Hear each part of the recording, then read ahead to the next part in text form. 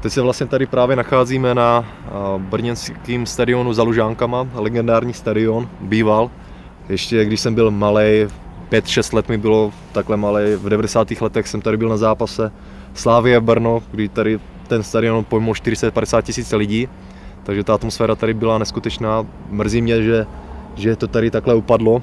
No, to si vyběhlo i ty schody.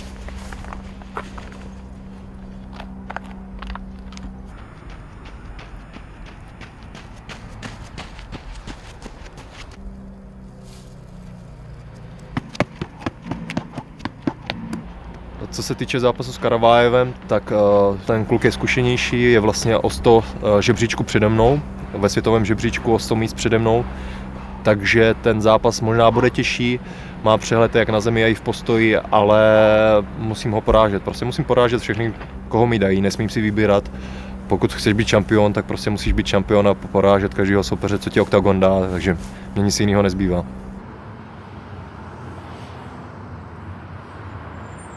Obdobie pred zápasom je také voľnejšie, mám pocit. Tí 2 týždne mám fakt, že cez deň čas. Poriešim si takéto veci, na ktoré som v tej príprave ťažké nemal priestor. A večer vždy mám ťažší tréning, takže vždy sa pred ním vyspím a pripravím sa na to. Ale cez deň nerad sedím doma, tak poriešim takéto veci.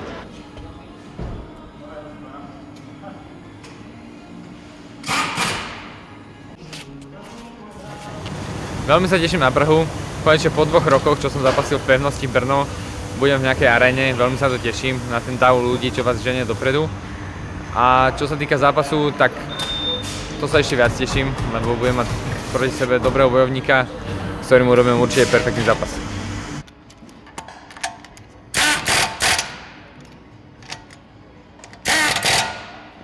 Už som zažil také zápasy, že proste som outsider.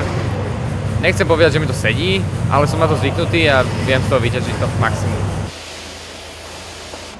Chcel som taký zápas veľmi, verím si na ňo a viem, že ho dokážem poraziť.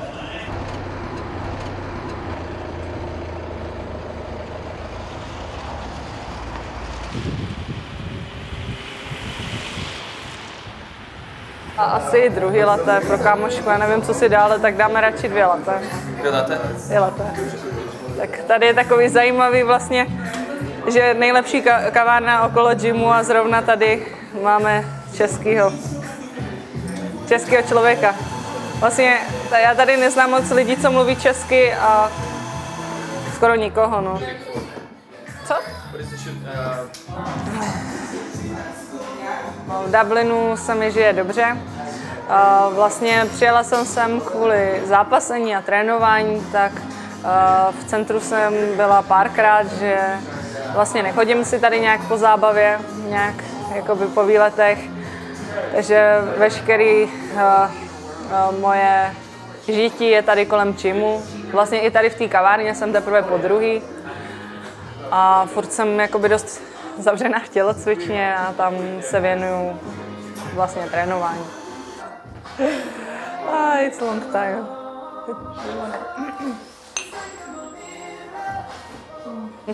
Mám tady kamarádku, zrovna teďka přijela z Německa na 3 týdny. Ta je s černým páskem, judo a teď spolu trénujeme. Mám tady spoustu jakoby kamarádek, což je super, že se můžu porovnat vlastně i s Jackie. Ta má hnědý pásek BJJ, Shinet Kavanagh, ta teď má před zápasem v Bellatoru, takže samý velký jména tady jsou a cítím vlastně, že se fakt zlepšuju s těma holkama, že to je mnohem lepší trénovat s nima, jakoby mít se mnou holku a bojovat s ní v té samé disciplíně, tak cítím, že mi to vlastně posouvá.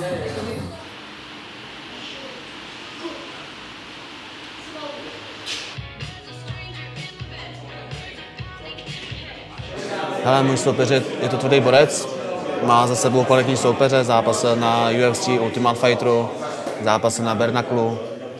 Myslím si, že to bude dobrá štípačka, je to postojář, má taky ukončení, takže očekávám tvrdou přestřelku.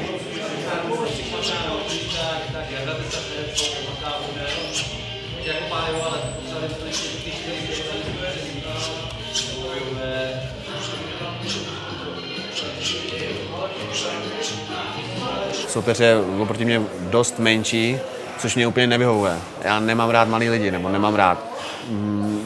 Pere se mě strašně blbě s malýma lidma.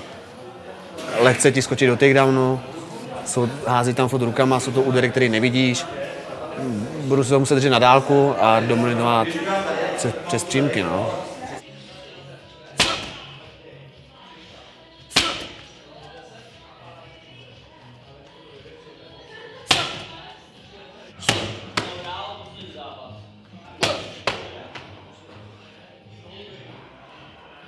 Ale poslední zápas s Grimshowem, tam asi není úplně co hodnotit. Zápas dopadl tak, jak dopadl. Bylo to rychlý, nečekal jsem to jako upřímně. Čekal jsem, že Grimshow, co to je za jméno, zkušený týpek, že hnedka po mně půjde, že mě bude chtít dostat na zem. Trošku mě to překvapilo, ale dopadlo to, jak to dopadlo. No.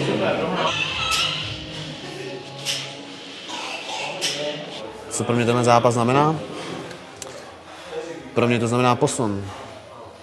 Posunout se prostě dál. Je to taková, beru to jako takovou cestu k lepšímu životu.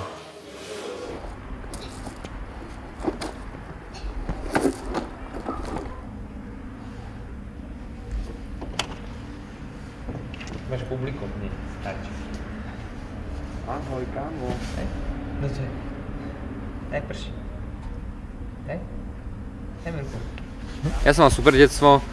Býval som na dedine, boli sme dobrá rodina, mám 2 segry, veľa bratrancov, takže keď sa všetci stretneme, je to zábava a je to super, rád chodím na Záhorie. Všetko som si zažil, sklamania, veľké výhry, veľké všetko. Dokázal som si už jak 16-17 ročný zarábať súkromkami ako thai-boxer a vlastne od 17 som fungoval akoby sám, bol som na internáte. Potom som bol na byte, takže proste super mladosť som mal. A detstvo tiež som mal super. Podobal som sa na teba, Arči. Vajco k vajco. Máš na tej škrane. Dáme schod. Dáme ruku a vybehneme to spolu. Hop, na jedna noha. Bum, druhá. Perfektne. Nebol som vôbec militkár. Ja som bol taká tá babská kabelka. Lebo ja som vždycky som mal kamošky viac, ja kamošov a nebyl som sa ja nikdy vonku, fakt, že ja som, raz ma zbili ako 11-ročného a potom vlastne som sa už nebol nikdy, iba v klietke. Tých zápasov som mal veľa, aj amatérských, aj profi, takže ja sa rád bijem, ale rozmedzi pravidel. Nie som žiadny grazlík. Jak pustíš radio? Tak. OK. Ja vypnem, pustí radio. Super.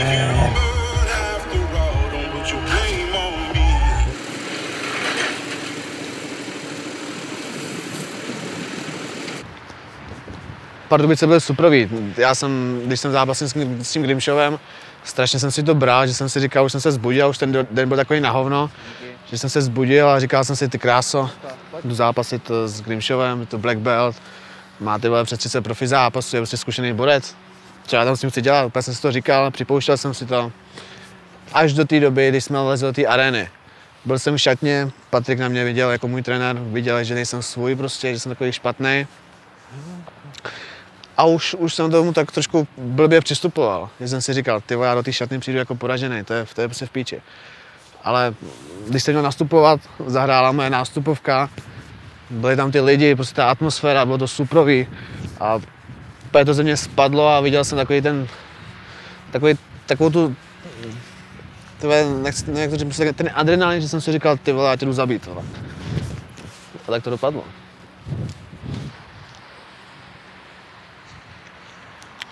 Doufám, že budu v klidu, doufám, že se to takhle nebudu brát a to už je spíš takový boj s hlavou. Se to nesmím moc připouštět. Co se klepeš? Co se bojíš? Ale já jsem rozhodně připravený na 3 kola a kdy to skončí, jak to skončí. Takže mimo trénink jako moc času nemám, protože napůl trénuju, napůl a i chodím do práce, takže se ho snažím věnovat přítelkyni, vlastně nějaký ten volný čas. Hodně cestujeme, ale Kdybych měl mluvit o nějakých koníčkách, tak koníčky asi jsem takový mini sběratel. Nezbírám jako žádný karty nebo něco, ale teď poslední věc, co takhle sbírám, tak jsou známky. Někdo sbírá kryptoměnu, já jsem stará škola, tak sbírám známky. Vlastně z každé cesty si od někde dovezu známku. Tady mám dokonce z Vatikánu. Nějakou sběratelkou investiční, doufám, že mě nepodělili. Řekl mi, že to poroste na ceně. Takže až to poroste na ceně, tak si koupím celý oktagon. A i novotňáka, i nároďáka.